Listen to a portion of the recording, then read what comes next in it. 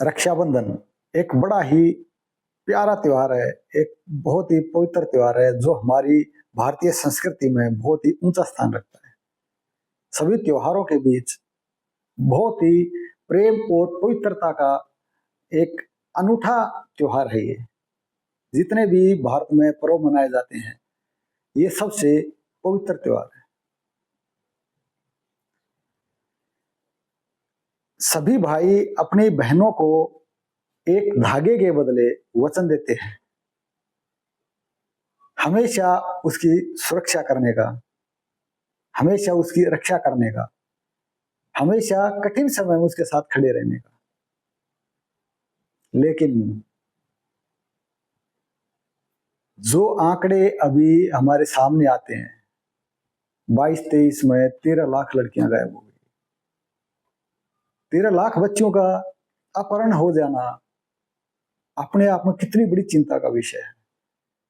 कई लाख लड़कियां हर साल मार दी जाती हैं। कई लाख लड़कियों का हर साल दुष्कर्म होता है। हर साल लगभग 5 लाख वयस्क लड़कियां गायब हो रही हैं। तो वचन तो उनके भाइयों ने भी दिया था, वचन तो उनके पिता ने भी दिया है। तो इस राखी के धागे की सार्थकता क्या रहेगी? जो वचन दिया है तो वो बच्चियां गायब क्यों हो रही हैं? बच्चियों की हत्या क्यों हो रही है? कितने बड़े आंकड़े हैं कि 12-13 लाख बच्चियां एक साल में गायब हो जाएं। 2022-23 के आंकड़े हैं, 13 लाख बच्चियां गायब हो गई। तो कहीं ना कहीं ये मतलब हमारे समाज की, हमारे देश की बहुत बड़ी कमजोरी है। जो रक्षा का वचन एक भाई दे रहा है ना, वो वचन पूरा नहीं हो पा रहा है, न वो पूरा कर सकता है। न आप स्कूल कॉलेज में साथ जा सकते, न उसकी कोचिंग क्लासेस में साथ जा सकते, न उसके ट्यूशंस पर साथ जा सकते, न किसी और प्रोजेक्ट में उसने हिस्सा लेना, उसमें आप साथ जा सकते हैं, न हमेशा खेल कूद में उनके साथ रह सकते हैं। तो कुछ तो उपाय करना ही पड़ेगा ना। एक सिंपल सी चीज है, अगर आप अपने बच्चे को, यदि एक भाई अपनी बहन को रक्षा का वचन दे रहा है, तो सबसे पहले उसे इस लायक बनाओ कि वो अपनी रक्षा खुद कर सके। एक बच्ची अपनी रक्षा स्वयं कर सके, कोई भी ऐसी कठिन परिस्थिति उसके सामने पैदा होती है तो कोई उसके ऊपर हाथ डालने की कोशिश करता है तो उसके हाथ को तोड़ सके, खुद को बचा सके, इतना उसके अंदर आपने आत्मबल पैदा करना पड़ेगा। उसको इस लायक आपने बनाना पड़ेगा, तभी आपका वचन पूरा होगा। वचन देकर के भी यदि हम रक्षा नहीं कर पा रहे हैं तो हमारे पुरुष होने का कोई लाभ नहीं है। हम उस लायक हैं ही नहीं कि हम वचन दे सकें। वचन तो पूरा किया जाना चाहिए, लेकिन किस रूप में पूरा करोगे? उसको अपनी रक्षा करना सिखाइए। आप हमेशा साथ नहीं रहेंगे उसके, लेकिन यदि आप कुछ अच्छी ट्रेनिंग देते हैं, यदि अपनी बच्ची को अच्छी ट्रेनिंग दिलाते हैं, और यदि आपको आता है तो आप देते हैं, तो आपकी ट्रेनिंग हमेशा उसके साथ रहेगी। सिर्फ एक ही चीज है जो इन बच्चियों को बचा सकती है, एक ही चीज है जो एक भाई अपनी बहन को दे सकता है सुरक्षा के नाम पर, रक्षा के नाम पर। एक बाप अपनी बेटी को दे सकता है उसकी रक्षा के लिए, और वो है ट्रेनिंग, अपनी सुरक्षा की ट्रेनिंग, अपनी रक्षा करने की ट्रेनिंग, अपने आप को बचाने की ट्रेनिंग, विपत्ति से अपने आप को बाहर निकालने की ट्रेनिंग। उसे मजबूत बनने की ट्रेनिंग की आवश्यकता है। जो भी काम वो कर रहे हैं, जो भी पढ़ाई वो कर रहे हैं, उसमें फुल सहयोग दीजिए, पूरा सहयोग करिए उसका, उसके साथ रहिए, मनोबल बढ़ाइए। लेकिन जीवन इंपॉर्टेंट है, सबसे पहले जीवन इंपॉर्टेंट है। जीवन ही नहीं रहेगा तो आपका कैरियर कहां है? कैरियर भी तो तभी बनेगा ना जब एक बच्चे का जीवन है। अब 13 लाख बच्चियां गायब हो जाए एक साल में, और किसी को फर्क ही नहीं पड़ता इतने आंकड़े आने के बावजूद, क्योंकि जिस पर घटित होती है ना सिर्फ वही उसके लिए स्टेप लेता है। और लेने का फायदा है क्या जब घटना घटी गई है? क्योंकि हम भारतीयों की ना एक आदत है कि जब तक खुद पर ना बीते तब तक हम सतर्क नहीं होते हैं।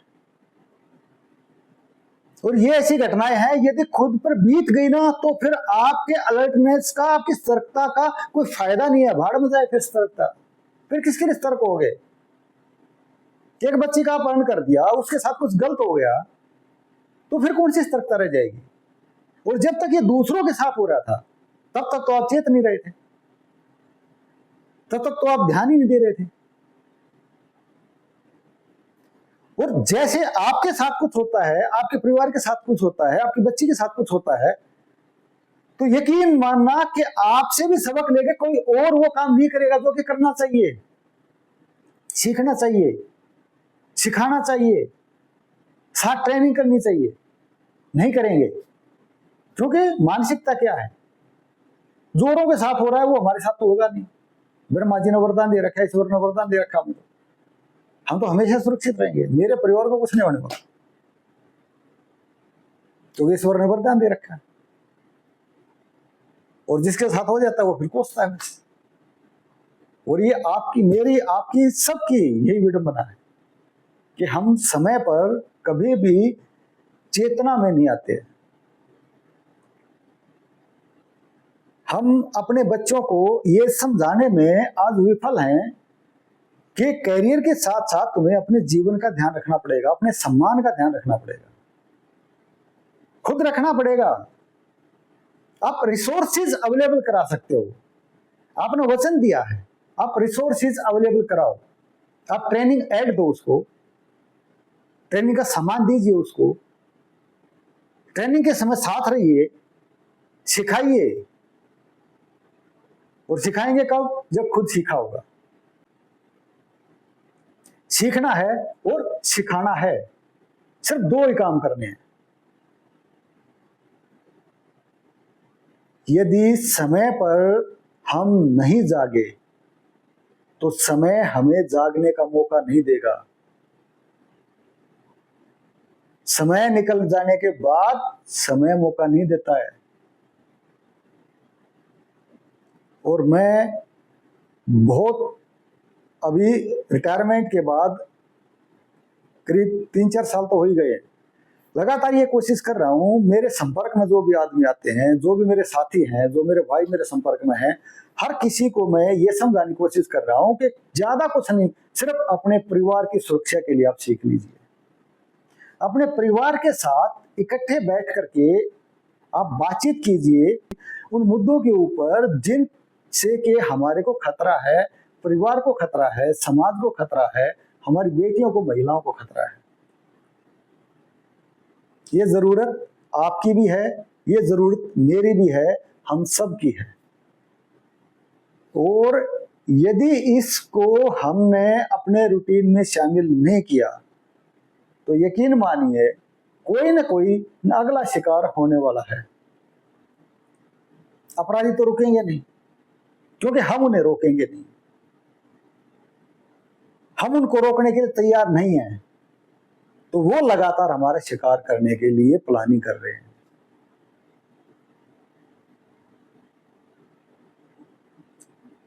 जगना पड़ेगा, समय के साथ यदि चले तो ठीक है, नहीं तो समय समय पर सबसे बड़ा धोखा देता है। वो 12-13 लाख लड़कियां जो एक साल में गायब हुई हैं, कम से कम जो उनमें से वयस्क थी, जो किशोर थी, जो थोड़ा बहुत जिनके अंदर ताकत है, 13-14 साल से ऊपर बच्चियों के अंदर कुछ हद तक ताकत आना शुरू हो जाती है, कम से कम उनमें से 5 लाख बच्चियां ऐसी हैं जो कि 15-16 साल से ऊपर की है। यदि ये ट्रेनिंग हर बच्ची को मिले, हर बच्ची अपने आप को मजबूत बना ले, तो यकीन मानना कि जो आंकड़े ये 5 लाख के वयस्क लड़कियों के गायब होने के हो रखे हैं ना, ये बहुत ही नीचे आ जाएंगे। उसकी सुरक्षा के लिए बस एक प्लानिंग कीजिए, उस ट्रेनिंग ऐड ज्यादा की जरूरत नहीं पड़ती है, उसको सिखाइए, खुद भी सीखिए, सिखाइए, लगातार प्रैक्टिस दीजिए, इतनी प्रैक्टिस दीजिए कि कोई हाथ डाले तो हाथ को तोड़ दे। बस इतनी सी प्रैक्टिस की जरूरत है। अधिकतर घरों में तो जो घटनाएं होती, हमारे आसपास घटनाएं होती हैं, उनका जिक्र तक नहीं होता, और यदि जिक्र होता भी है ना, तो इस बात के ऊपर जिक्र नहीं होता कि ऐसा कुछ हमारे साथ यदि घटित होने वाला हो तो हम क्या करेंगे, हमारी तैयारी क्या है, हमने करना क्या है, एक दूसरे को लेकर के हमारी ड्यूटी क्या रहेंगी।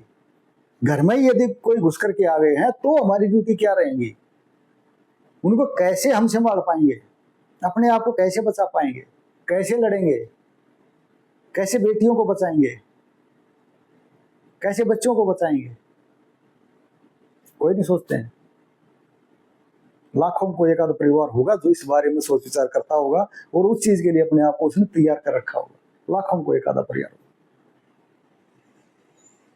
लेकिन ये जरूरत हर परिवार की है, ये जरूरत हर उस इंसान की है जो अपने परिवार का मुखिया है, ये जरूरत हर उस बच्चे की है जो आज के समय पर जवान है और घर की सुरक्षा का भार अपने कंधों पर ले सकता है, जरूरत है। तो जो भी बेटियां मेरे पास ट्रेनिंग के लिए आई हैं, जिन्होंने हमारे साथ मिलकर के ट्रेनिंग की है, सीखा है, उन सब बेटियों को मैं रक्षाबंधन के दिन राखी के लिए आमंत्रित करता हूं। मोस्ट वेलकम है। और याद रखिए, रक्षाबंधन का मतलब ही रक्षा का बंधन। ये धागा जो है ना, ये पिछले साल का है जो मेरी बेटी ने बांधा था। ये धागा हमेशा मेरे को याद दिलाता है कि एक बेटी नहीं है, जिस भी बेटी को कभी जरूरत पड़ेगी तो मैं तैयार हूं।